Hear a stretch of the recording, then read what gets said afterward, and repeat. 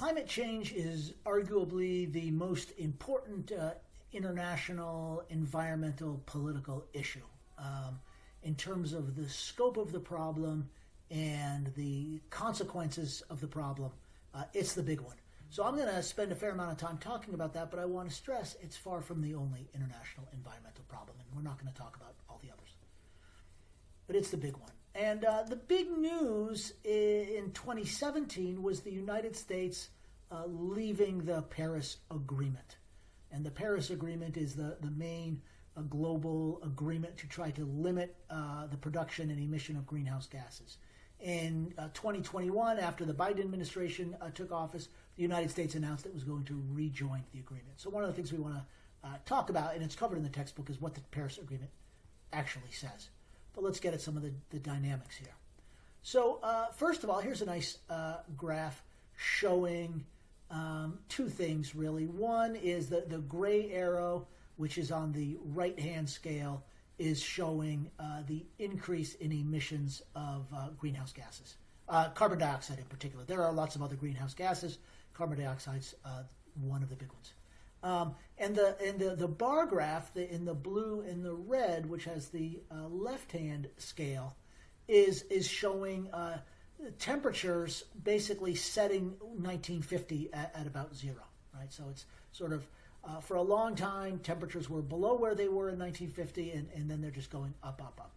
And you can see the basic point, right? The world, 2 points, where we continue to produce more and more carbon dioxide, and the Earth is getting warmer and warmer, and I think you're familiar with what some of the consequences of that are going to be.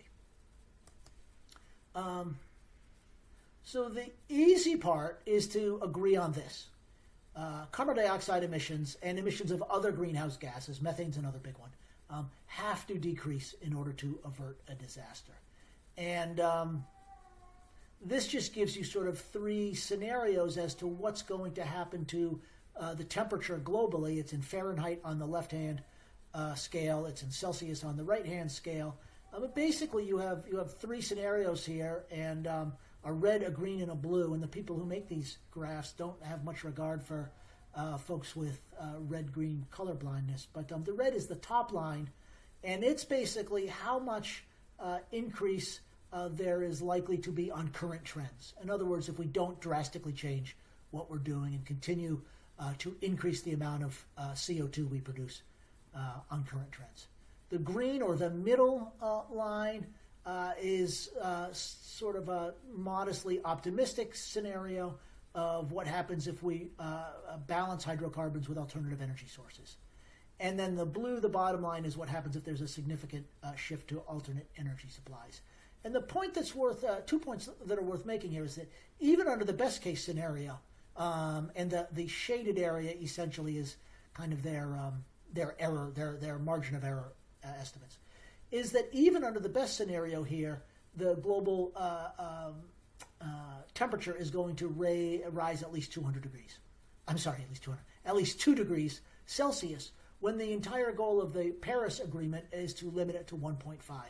And 1.5 is sort of an arbitrary number, but the idea of choosing 1.5 is in part that it was still at least conceivably possible, and that it was seen as something that would lead to a lot of difficult change, but not be completely catastrophic. But as I said, even under this best case scenario, that's not going to happen. The hard part, right, even if we think that's the easy part, the hard part is who cuts emissions by how much. The Paris Agreement, as I said, aims to limit temperature to 1.5 degrees Celsius. This requires a 7.6% cut in emissions every year from 2020 to 2030. That's a lot of cutting of emissions. And the question is, who's going to do all that cutting? And what will be the economic and human consequences? And just to sort of bring it close to home, I'd say, how much do I want to cut? Do you want to cut your carbon emissions? Well, we all do, right? But let's take a closer look. This is from a nifty little tool that the New York Times developed that just shows that in the Riverside, San Bernardino metro area, which is one of the ways that data gets collected, carbon dioxide emissions are up 78% since 1990, or in other words, 2% per person. And the reason the per person emission is so much smaller than the increase in overall emission is because the population of this area has been growing so fast. The point I'm trying to get at is sort of if we look close to home, our production of greenhouse gases is going up. And why is that? How do you get to UCR, right? How do you get to the grocery store? How do we heat our homes? We're all doing it, right? We drive. And the answer is we drive our cars around. All right. And so, just if you think about what needs to happen to change global, to really get at global emissions, it very quickly gets to how we live our lives.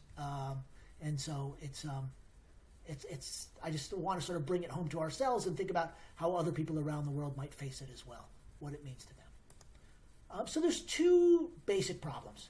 The general problem is that cutting is inconvenient and costly.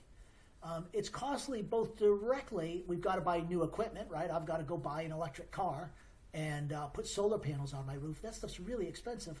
But it's also expensive indirectly in that, at least for the time being, burning fossil fuels is a really cheap way to get energy. And so any economic activity that relies on energy becomes more costly, right? And so a different way of saying things become more costly is our consumption has to go down. Because with this fixed amount of money, if some stuff gets more expensive, we consume less overall. And of course, we like consuming stuff. There's also then the distributive problem, and this I think is actually the politically more difficult one, which is poorer states believe, and the poorer people in poorer states believe they shouldn't have to cut as much, right? And basically the argument is this: the United States, the Europeans, for 150 years, 250 years, they've done the Industrial Revolution. They've burned coal, they've burned oil, they've burned gasoline, they've burned everything, right? And they've gotten really rich. And now, just when we're starting to develop, they're saying, wait a second, don't do the same stuff that we did? That doesn't sound very fair, right? You guys consume a lot more fossil fuels than we do. You produce a lot more carbon dioxide than we do. Rather than telling us to cut, right, why don't you just try coming down towards our level? The rich states, however, if they suddenly start trying to compete economically with more expensive energy, right, they're going to find themselves at a competitive disadvantage. And so the mix between trying to deal with the global greenhouse problem and the struggle of economic competitiveness makes it very politically challenging. So who should cut more? Well, this just, again, gives you a sense. This is per capita carbon dioxide emissions around the world. And unsurprisingly, right, some of the rich countries are some of the biggest producers. The United States and Canada, countries where people, Australia is another one, we drive cars a lot, right? Western Europe, not quite as producing as much, in part because there's a lot more public transportation there, and the distances people are covering are just a lot smaller. There's also a fair amount of nuclear energy in countries like France. You look at a country like Kazakhstan and you wonder, why is that? Kazakhstan is a major producer of oil and natural gas, and that's why they and Turkmenistan here and Saudi Arabia are on the sort of naughty list. But if you look at this and say, okay, the countries that are now producing the most should cut the most, you see there's a big inequality in who's got the most work to do. And those countries have resisted. That's why the United States pulled out of the Paris Agreement for a while. Canada's actually been resistant. Australia's been resistant, and so on. But you can imagine these countries in Africa saying, we're so poor that we don't get to consume very much. So why should we be cutting? So the Paris Climate Change Agreement, we talk about, and we made a big deal out of the U.S. pulling out and then the U.S. Getting back into it. But we shouldn't exaggerate what this agreement actually does. In the agreement, each state gets to determine its own targets, ambitious or not ambitious. And even once they've determined those own targets, they're under no treaty obligation to achieve them. So it's really just a process kind of, the idea is, or the people who claim this is still worth something, is that it will at least create some social pressure to achieve these goals.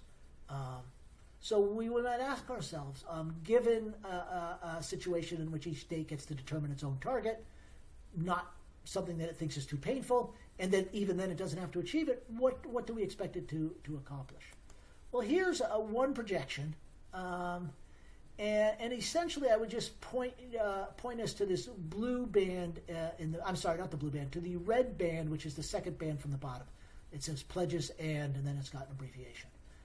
Essentially, this shows what happens if every state does what they have said they would do under the Paris targets. And there's good news and there's bad news. The good news is you do see emissions peaking and then decreasing. So that's good news. The bad news is even by 2100, the emissions have not really gone much below where they were in about 2000. They're probably maybe slightly above where they were in 2000.